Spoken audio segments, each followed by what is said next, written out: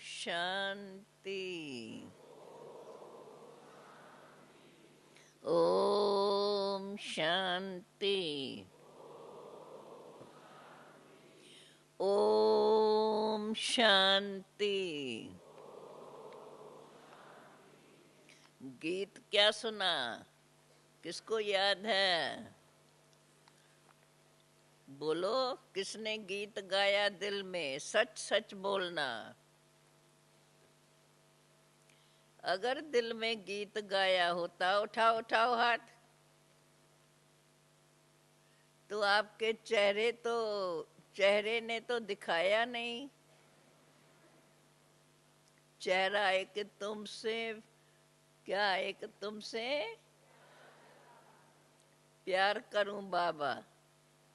अब प्यारा प्रीतम सामने आवे और चेहरे पे मुस्कान ना आवे तो मानेंगे कि वो प्यार करने वाला है, उनको खुशी होती है।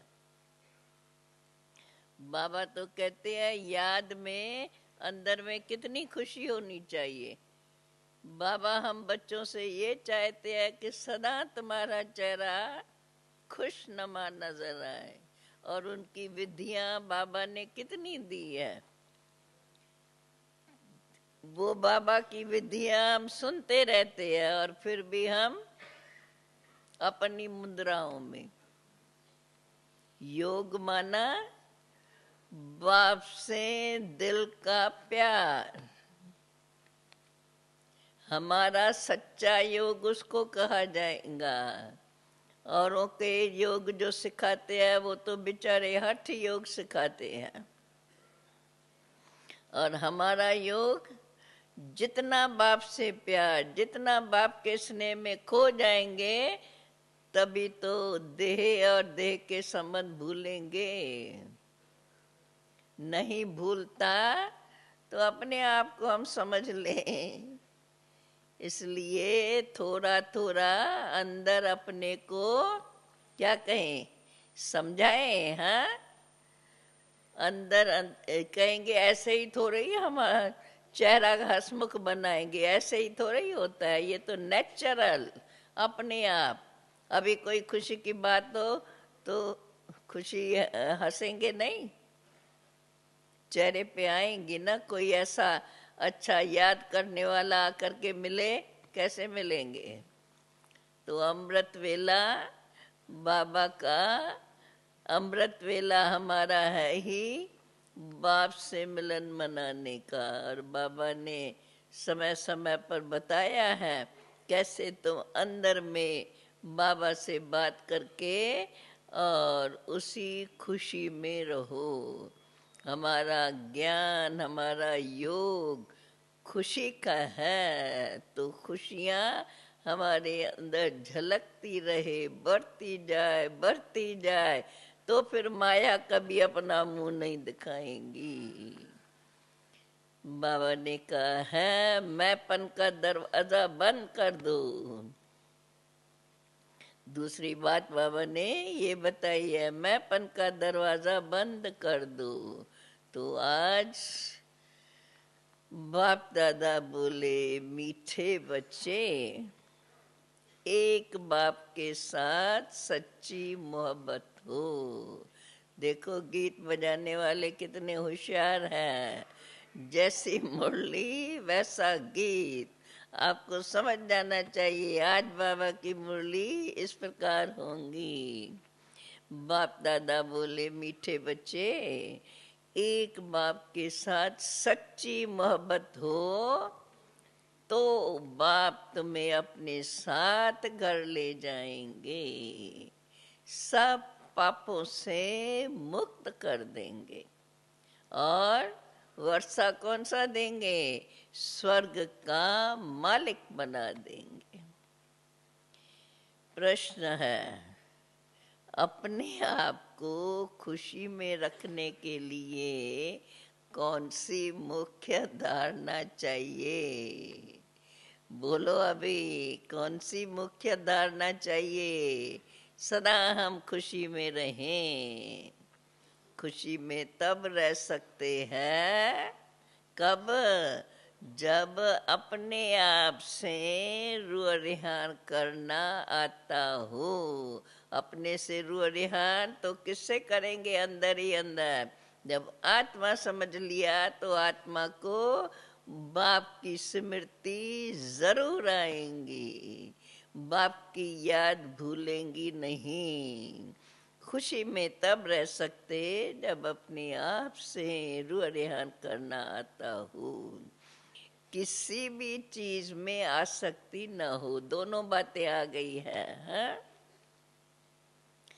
दो रोटी पेट को मिले, बस ऐसी अनासक्त वृत्ति की धारणा हो, तब ही हर्षित रहेंगे। ज्ञान का मनन कर स्वयं को हर्षित रखो। तुम हो कर्म योगी, कर्म करते, घर का काम करते, खाना आदि खाते भी, बनाते भी और खाते भी बाप को याद करो। स्वदर्शन चक्र तुम्हारे बुद्धि में घूमता रहे तो बहुत खुशी रहेंगी। आ गई चेहरे पे अभी भी खुशी या अभी भी नहीं? बाप क्यों हमें ऐसी खुशी की बातें बताते हैं? तो बच्चों के चेहरे खुशनुमा बन जाए। चेहरा और चलन दोनों बातें चाहिए ना। तो चेहरा बने तो चलन भी खुशी में, बस नाचते रहेंगे कोई, क्योंकि खुशी है तो बाप की याद है, और बाप की याद है तो बाप की शिक्षाएं याद है। शिक्षाएं याद है तो ऑटोमेटिकली हम उन्हीं शिक्षाओं के अनुकूल चलते रहेंगे। अच्छा, आज का गीत भी सुनो। न वो हमसे जुदा होंगे, आगे क्या है जानते हो? बोलो, कौन जानता है? कोई चलाओ गीत।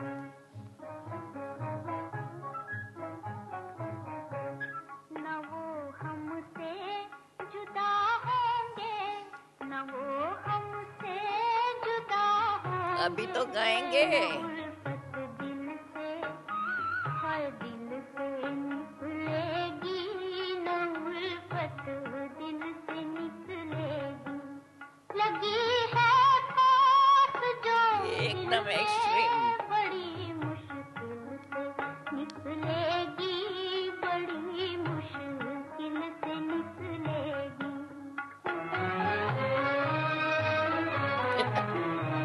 गुप्ता जी इधर आके बैठो।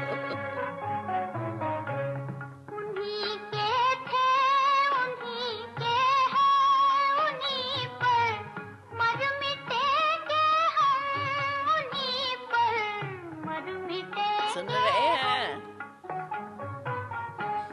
बहुत पछताएगा जालिम ज़माना, हमको देकर गम, ज़माना हमको देकर गम। सितम जितने भी हैं सब खाक में मिल जाएंगे उस दम। मोहब्बत आह बनकर जब हमारे दिल से निकलेगी, हमारे दिल से निकलेगी। न वो हमसे जुदा होंगे, न उल्फत दिल से, हर दिल से निकलेगी, न उल्फत दिल से निकलेगी। बाबा कहते हैं, बाबा कहते हैं, मीठे मीठे बच्चों ने गीत सुना। सुना गीत? पहला भी सुना, पहला एकदम खुशी का, और दूसरा उसके स्नेह में दुनिया कितना सताती है, उन्हों को चैलेंज। मीठे मीठे बच्चों ने गीत सुना, ये है बच्चों की व आत्माओं की अपने परम पिता परमात्मा के साथ रूहानी मोहब्बत। पहला गीत मोहब्बत का प्रत्यक्ष रूप, और दूसरा गीत दुनिया को चैलेंज। ये रूहानी मोहब्बत सिर्फ तुम ब्राह्मण बच्चों की ही होती है। तुम बच्चे अपने को आत्मा निश्चय करते हो, परंतु जब मनुष्य कहते हैं कि आत्मा सो परमात्मा, तो फिर आत्मा किसके साथ मोहब्बत रखे? मोहब्बत होती ही है बच्चों की बाप के साथ। बाप के साथ बाप की मोहब्बत नहीं होती। तो अभी बाबा कहते, अभी तुम बच्चे समझते हो हम आत्माएं अपने परम पिता परमात्मा के साथ मोहब्बत जोड़ रहे हैं या जुट चुकी है, क्या कहेंगे? हाँ, बाबा कहते हैं तुम आत्माएं कहती हो अभी हम अपने परम पिता परमात्मा के साथ मोहब्बत जोड़ चुके हैं ना? जोड़ रहे हो या जोड़ चुके हो? बाबा ने तो कहा है अगर गीत नहीं गाते हो तो माना जोड़ रहे हो। ये मोहब्बत ही तुमको साथ ले जाएंगी, ले जाती है। तुम रूहानी मोहब्बत रूहानी बाप के साथ रखते हो तो फिर दुनिया की कुछ तकलीफें भी सहन करनी पड़ती है। सारी दुनिया घर के भांति सब दुश्मन बन जाते हैं। सुनिए न शुरू की कहानियां, कितने सुतम माताओं ने सहन किया, बच्चों को समझाया है। अभी ज्ञान की बात, हाँ, बच्चों को समझाया है पतित पावनी गंगा नहीं है। मनुष्य पावन होने के ख्याल से गंगा व जमुना के तट पर हरिद्वार काशी में जाकर बैठते हैं। मुख्य स्थान ये दो ही हैं। कहते हैं हे पतित पावनी गंगा, अब वो तो सुनती ही नहीं। सुनने वाला तो एक पतित पावन बाप ही है। अभी तुम बच्चे, बाबा कहते अभी तुम बच्चे उस बाप के सन्मुख बैठे हो। बाप तुम्हें बतला रहे हैं। क्या बतला रहे हैं? बच्चे तुम पावन कैसे बनोगे? पानी की गंगा थोड़ी कहती है माम एकम याद करने से तुम्हारे विक्रम विनाश होंगे। कितनी अच्छी बात, सहज ते सहज समझाना, समझने वालों को भी जल्दी समझ में आ जाए। पानी की गंगा थोड़ी कहती है माम एकम याद करने से तुम्हारे विक्रम विनाश होंगे। बाप कहते हैं मैं प्रतिज्ञा करता हूँ। बाप भी हम बच्चों से प्रतिज्ञा करते हैं, अगर, परंतु कंडीशन, अगर तुम मुझे बाप को याद करेंगे तो तुम्हारे सर्व विक्रम विनाश हो जाएंगे। बाप तुम्हें गारंटी देते हैं। गंगा तो गारंटी दे नहीं सकती। जैसे मनुष्य रावण को वर्ष वर्ष जलाते आए हैं, परंतु रावण तो मरता ही नहीं। वैसे गंगा में भी स्नान जन्म जन्मांतर करते आए हैं, परंतु पतित से पावन तो कोई बना ही नहीं। फिर गंगा में स्नान करने जाते ही रहते हैं।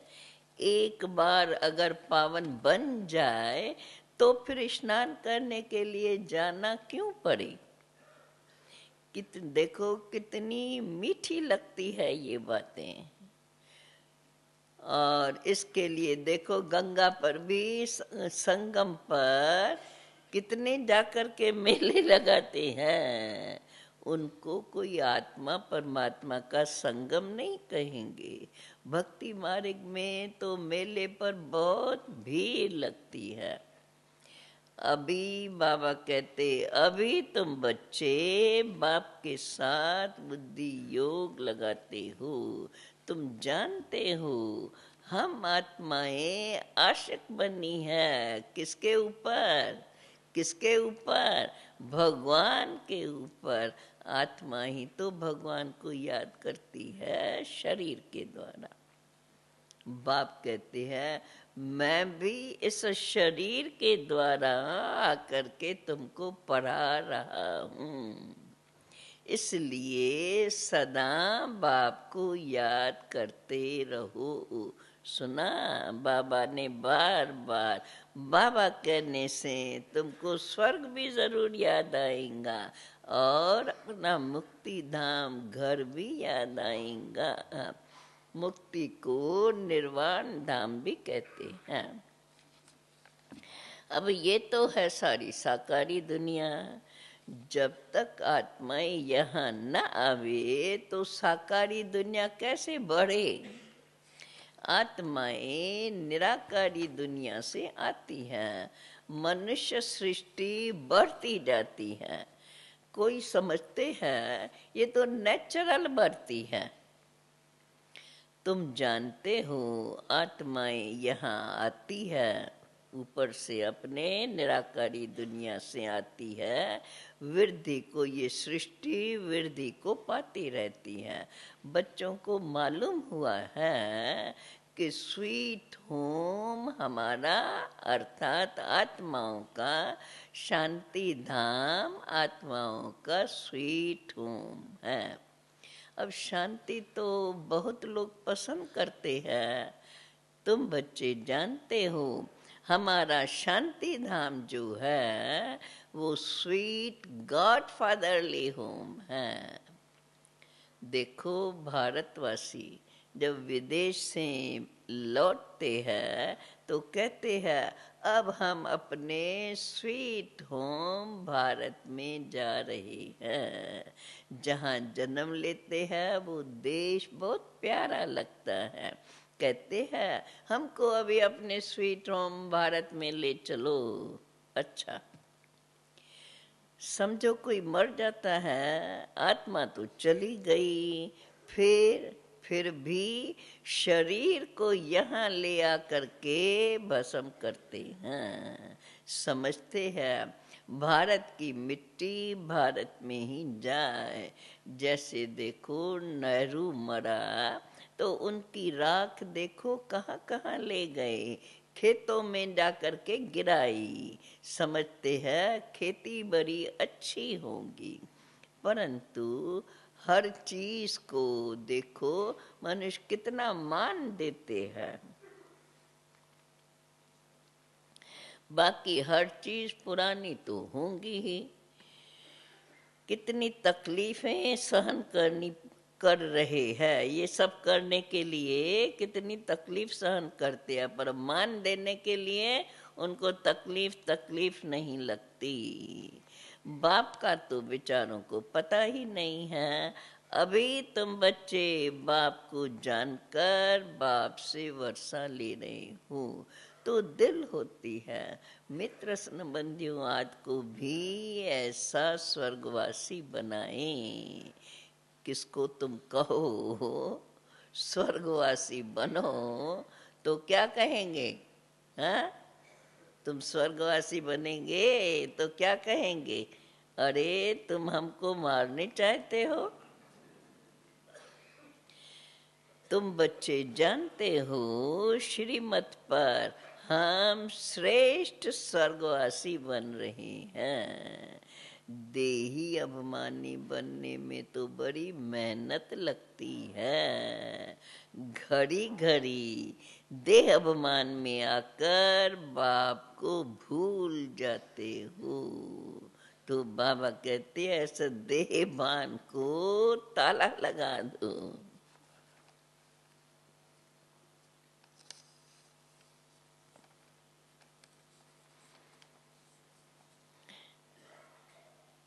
जानते हो हम अपने परम पिता परमात्मा के पास आए हैं। अभी तुम बाप के सन्मुख में बैठे हो। बाप कहते हैं बच्चे आगे कभी मिले थे तो तुम बच्चे कहेंगे, झट कहेंगे हाँ बाबा 5000 वर्ष पहले भी मिले थे। ये तुम्हारा गुप्त अक्षर कौन सा? 5000 वर्ष पहले भी मिले थे। ये तुम्हारा गुप्त अक्षर है, कोई भी ये कॉपी नहीं कर सकते। भल कृष्ण का वेश धारण कर लेते हैं, माना वो मानते हैं, तो कृष्ण ने आकर के ये ज्ञान दिया है। कहते हैं हम आए हैं स्वर्ग की स्थापना करने। बाप कहते हैं हम आए हैं स्वर्ग की स्थापना करने, परंतु ये बात 5000 वर्ष पहले भी स्वर्ग स्थापन किया था, ये कोई कह नहीं सकते हैं। बल्कि गीता में है, बल वो कृष्ण भगवानों वाचा कहते हैं, परंतु ये तो कहते हैं भाई स्वर्ग स्थापन करने आए, लेकिन 5000 वर्ष पहले आए, ये कोई नई बात कह सकता। बल कृष्ण का वेश धारण कर लेते हैं, कहते हैं हम आए हैं स्वर्ग की स्थापना करने, परंतु ये बात कि 5000 वर्ष पहले भी स्वर्ग स्थापन किया था, ये कोई कह नहीं सकते। तुम ही कहते हो बाबा हम 5000 वर्ष पहले भी आपसे वर्षा लेने आए थे, आपने ही हमें राजयोग सिखाया था। अब देखो इसमें कोई सर्वव्यापी की बात ठहरती है? इसमें सर्वव्यापी की बात ठहर नहीं सकती। ये भी नहीं समझते हैं कि जरूर ब्रह्मा साकार में ही तो होना चाहिए, जिसके द्वारा ही परमपिता परमात्मा ने ये सृष्टि रची है। पतित पावन बाप ही आकर के 100 देवी देवता पावन बनाते हैं। बाप ही तो स्वर्ग का रचना है, तो जरूर स्वर्ग में मनुष्य तो चाहिए। बाबा आकर के तुम्हें स्वर्ग का द्वार बताते हैं। तुम कोशिश करते हो अभी कि हम अभी नरकवासी को स्वर्गवासी बनाए। देखो कोई बड़े आदमी को अगर सीधा कहो तुम पतित हो नरकवासी हो, तो कितना बिगड़ पड़ेगा। अभी तुम बच्चे जानते हो हम नरक से निकल स्वर्ग में जा रहे हैं। अभी हम संगम युग निवासी हैं, अभी तो हम आत्माएं जा रही हैं इस शरीर को छोड़कर बाबा के पास, बाबा के घर। अब ये है तुम्हारी रूहानी यात्रा, बाबा की याद में रहना है। समझते हो? जहाँ तक ये शरीर रहेगा वहाँ तक ये यात्रा चालू रहेंगी। समझो दफ्तर में बैठे हो, भल देखो फुर्सत, समझो दफ्तर में बैठे हो, भल खाओ पियो खाना पकाओ, कर्म तो करना ही है जितना समय, परंतु जितना समय मिले बाप को जरूर याद करना है। समझो दफ्तर में बैठे हो, देखो फुर्सत है तो बाबा की याद में बैठ जाओ। बहुत कमाई है। ट्रेन में सफर करते हो, उसमें तो कोई काम नहीं रहता है, तो बैठे हुए बाबा को याद करते रहो। अभी हम बाबा के पास जाते हैं, हम लोग तो शुरू में ऐसे ही करते थे ना।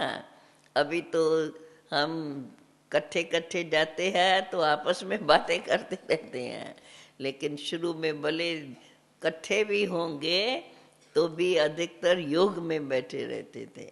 और कोई सामने ऐसा देखेंगे तो उससे या लिटरेचर देखे या ऐसे ही भी बात करने लगेंगे।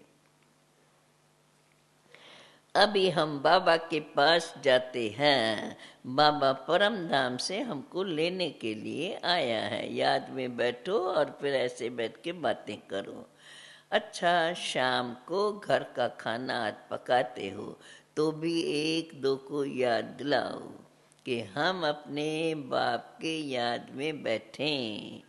पॉइंट भी कोई एक दो पॉइंट भी एक दो को सुनाओ। हम स्वदर्शन चक्र, क्या क्या पॉइंट वो भी बाबा हिंट दे देते हैं। हम स्वदर्शन चक्रधारी हैं। बाबा कहते हैं बच्चे तुम हो लाइट हाउस, रास्ता बतलाने वाले। तो उठते बैठते चलते तुम लाइट हाउस बन करके चलो। एक आंख में मुक्ति, एक आंख में जीवन मुक्ति। स्वर्ग तो यहाँ ही है, अर्थात साकार दुनिया में था और फिर इसी दुनिया में इसी सृष्टि पर होगा। अब नहीं है, अब तो नरक है और अब फिर से बाबा स्वर्ग स्थापन कर रही है। बाप कहते हैं मैं तुमको बहुत गुलगुल बनाता हूँ, फिर तुम जाकर के महाराजा महारानी पटरानी बनेंगी। खद्दर की रानी नहीं बनना, तुम्हें तो 16 कला संपन्न बनना है, न कि 14 कला। श्री कृष्ण तो 16 कला संपन्न था। तुम बच्चियां देखो भक्ति मार्ग में कितने व्रत नियम आदि रखती थी। 7 रोज निर्जल रखती थी, माना पानी तक भी नहीं पीती थी। कितनी मेहनत करती थी, परंतु कृष्णपुरी में जा सकी?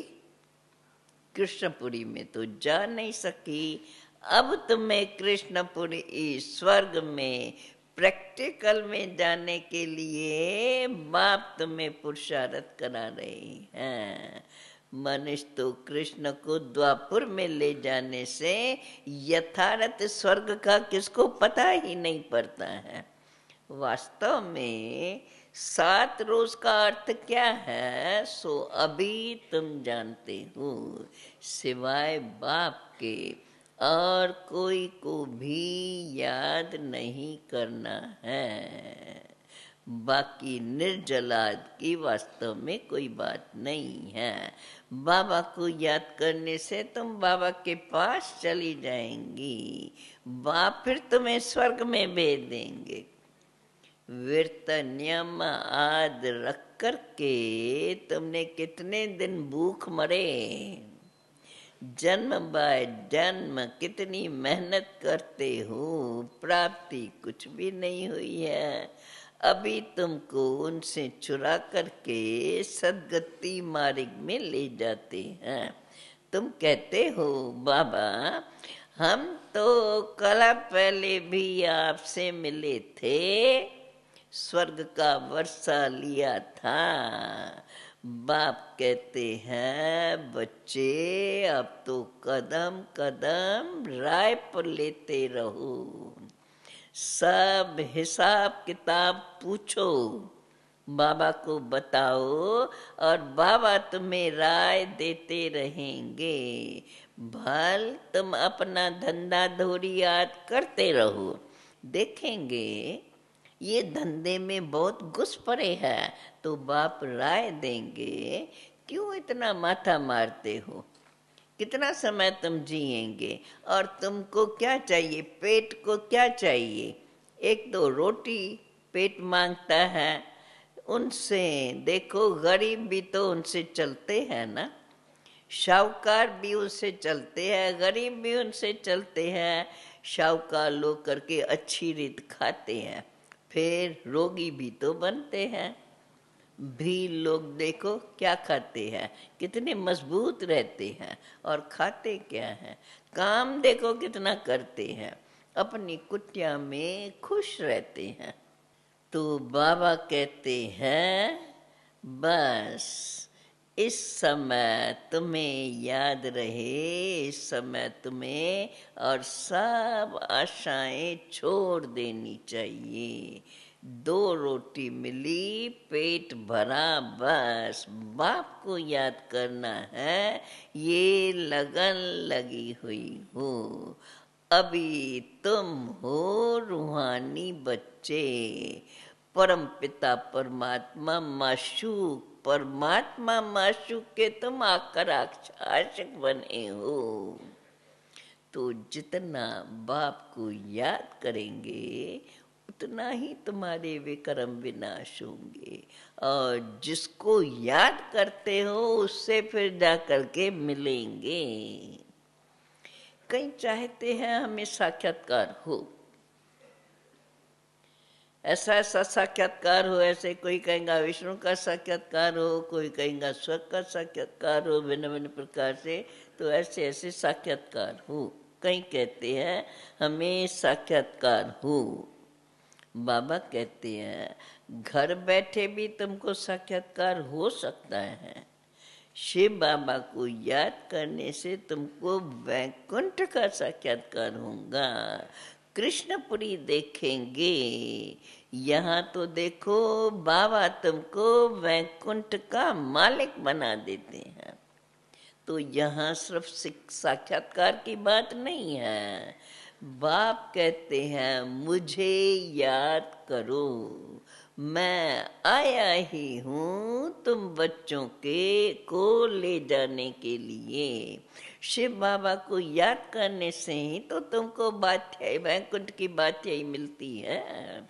अभी शिव बाबा परम धाम से आया हुआ है, जरूर आए हैं सृष्टि पर, तब तो उनके इतने मंदिर यादगार में बने हुए हैं। शिव का मंदिर भी है और उनकी जयंती भी तो मनाते हैं, परंतु वो भारत में कैसे आते हैं ये किसको भी पता नहीं है। कृष्ण के तन में तो आ नहीं सकते, कृष्ण तो होता ही सत्युग में है। शिव का तो बड़ा भारी मंदिर है, कृष्ण का इतना बड़ा भारी मंदिर नहीं है। देखो सोमनाथ का मंदिर कितना बड़ा बना हुआ है। कृष्ण के मंदिर में राधे कृष्ण को गहने बहुत पहनते दिखाते हैं, शिव के मंदिर में कभी गहने आदि नहीं देखेंगे। अब वह शिव बाबा तो बड़े महलों में रहता नहीं, बड़े महलों में तो रहता है श्री कृष्ण। बाबा कहते हैं मैं तो महलों में रहता ही नहीं हूँ, परंतु भक्ति मार्ग में देखो कितना बड़ा आलीशान सोमनाथ का मंदिर, हीरे जवाहरों का मंदिर बनाया है, जिनको कितना बड़ा बनाया गया है। वो खुद कितने न शाहूकार, जिन्होंने बनाया वे खुद कितने न शाहूकार होंगे। मंदिर बहुत अच्छा बनाते हैं। बॉम्बे में बाबरी नाथ का मंदिर शिव का मंदिर है, लक्ष्मी नारायण का माधव बाग में है। बाप कहते हैं मैं तुमको स्वर्ग का मालिक बनाता हूँ। भक्ति मार्ग में देखो तुम कितना भारी मंदिर बनाते आए हो, और अभी देखो कैसे झुपड़ी में बैठे। बाप कहते हैं भक्ति मार्ग में देखो मेरा कितना भारी मंदिर बनाया है, और अभी देखो कैसे मैं झुपड़ी में बैठा हूँ। अब तुम्हारा भी नाम बाला होना है, तुम जानते हो हमारा भी फिर मंदिर बनेगा। हमारे बाप शिव के भी बहुत मंदिर है। कमाल है किसकी, जिन्होंने ऐसा सोमनाथ का मंदिर बनाया था वो कितने धनवान होंगे। अभी तो देखो कितना गुप्त बैठा हुआ है। बाप जिसने आकर के बच्चों को इतना ऊंच बनाया, वो इतना ऊंचे ते ऊंचा बाप कैसे गुप्त बैठा है, कोई को पता ही नहीं। तुम बच्चे जान गए हो, फिर कैसे शिव बाबा का मंदिर बनाना पड़ेगा। भक्ति मार्ग में, फिर भक्ति मार्ग में आएंगे तो फिर पहले पहले ये बनाया है। मम्मा बाबा जो पहले नंबर में पूज्य बनते हैं, वैकुंठ का मालिक बनते हैं, वे फिर पहले पहले पुजारी बनकर मंदिर भी उन्हों को ही बनाना है। तो दिल में कहेंगे ना, हम ही पुजारी बन मंदिर बनाएंगे, हम ही पूजते, हम ही फिर पुजारी बनकर मंदिर बनाएंगे। ऐसी ऐसी बातों में रमण करने से तुम्हें ये पुरानी दुनिया भूल जाएंगी। आपस में भी ऐसी ऐसी बातें करनी चाहिए कि तो तुमको बहुत बहुत खुशी रहेंगी। अपने से रुझान करके देखो कितनी खुशी होती है। देखो सुप्रीम रूह बैठ करके तुम्हारे रूह को रिझाते हैं, इस ज्ञान से तुमको हर्षित बनाते हैं। तुम कहते हो ना, बाबा हम फिर कल्प के बाद फिर से आकर आपसे मिले हैं, अनेक बार बाप से मिले हैं, वर्षा पाया है। ऐसे ऐसे आपस में बातें करनी चाहिए। फिर देखो कैसे खुशी का पारा चढ़ा रहता है। और फिर तुम हो कर्मयोगी। घर में खाना आज भी पकाओ, परंतु ये खुशी बनी रहेंगी। तुम 84 जन्मों के हिस्ट्री जोग्राफी को अब जानते हो। हम अभी ब्राह्मण बने हैं, फिर देवता बन करके राज करेंगे, फिर पुजारी से फिर अभी पूज बनेंगे। जब पूज बनेंगे तो महलात भी बनाएंगे। अपनी ही हिस्ट्री जोग्राफी सुनाते रहो कि हमारी हिस्ट्री जोग्राफी कैसे चक्कर लगाती है। इसको ही तो स्वदर्शन चक्रधारी कहा जाता है। तुम तीनों लोकों को जानने वाले हो, जानते हो ना? तीनों लोकों को जानते हैं। बाबा ने हमें तीनों लोकों की नॉलेज दी है। ज्ञान का तीसरा नेत्र तुम्हारा ही खुला है। तो ये चक्कर आदि याद करने से तुमको बड़ी खुशी रहनी चाहिए। बाबा को भी बहुत खुशी रहती है। अभी तुम बच्चे सेवा में उपस्थित हो, तुम सेवादारियों के मंदिर फिर बाद में भक्ति मार्ग में बनेंगे। अभी मैं तुम बच्चों के सर्विस में आया हूँ, तुमको स्वर्ग का पूरा पूरा वर्षा देने आया हूँ। जितना जो पुरुषार्थ करेंगे उस अनुसार ही तो स्वर्ग के मालिक बनेंगे। सुना बाबा की मीठी मीठी बातें, कितना बच्चों को बाबा उमंग उत्साह में लाते हैं। बाबा चाहते हैं मेरे बच्चे सदा खुशियों में झूमते रहे।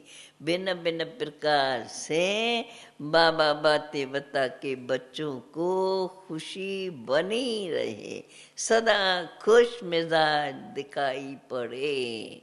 तो बाबा भिन्न भिन्न विधियां बताते रहते हैं। अच्छा अच्छा, मीठे मीठे सिकील दे बच्चों प्रेत मात पिता बाप दादा का याद प्यार और गुड मॉर्निंग।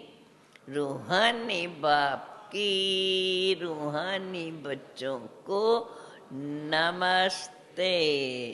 रूहानी बच्चों की रूहानी बाप को नमस्ते। अब फिर क्या सुनेंगे? सारी मुरली का धारणा युक्त सार। धारणा युक्त सार अर्थात बाबा ने जो आज याद कराया है, आपस में कैसे बातें करो, क्या क्या अंदर में रुझान करो, वो बातें हमें सारा दिन बार बार याद आती रहे, उसके लिए 60 में धारणा युक्त सार। चलते फिरते लाइट हाउस बनकर सभी को रास्ता बताते रहो। सब आशाएं छोड़कर एक बाप की याद में रहना है और बाप से हर बात की राय लेते रहना है। दूसरी पॉइंट, ज्ञान की बातों में ही रमन करना है, अपने आप से बातें करनी है, स्वदर्शन चक्र फिराते सदा हर्षित रहना है। अभी हम सुनेंगे फिर से वरदान, बाप का दिया हुआ वरदान। मैंपन के दरवाजे को बंद कर दो तो क्या होगा? माया को विदाई देने के लिए मैंपन के दरवाजे को बंद कर दो। तो आज का वरदान है, मैंपन के दरवाजे को बंद कर माया को विदाई देने वाले निमित्त और निर्माण भव। बाबा फिर भी बच्चों को टाइटल ही देते हैं, तो बच्चे ऐसे ऊंचे ऊंचे टाइटल सुनकर खुशी में ऐसा याद रख करके ऐसे बन जाए। अच्छा विस्तार है इसका। सेवादारी, अगर सेवा करते कभी ये संकल्प भी उठाते हैं, ये तो मैंने किया, मैंने ही तो ये सेवा की, तो ये मैंपन आना अर्थात सारे किए हुए कार्य पर पानी डाल देना। माया ने सुन लिया तो माया कोई न कोई रीति से उसको पकड़ लेती है, अर्थात बुद्धि में फिर भिन्न भिन्न प्रकार के अनेक संकल्प चलते हैं। मैंने किया और मुझे मान नहीं मिला तो कितने संकल्प चलते हैं। मैं तो ऐसा हूँ, फलाने करते हैं, मुझे तो कोई पूछता नहीं है। भिन्न भिन्न प्रकार के आप सब जानते हैं क्या क्या ख्यालात चलती है उस समय। सेवादारी अगर सेवा करते कभी ये संकल्प भी उठाते हैं मैंने किया, तो ये मैंपन आना अर्थात सारे किए हुए कार्य पर, अपने सारे किए हुए कार्य पर पानी डाल देना।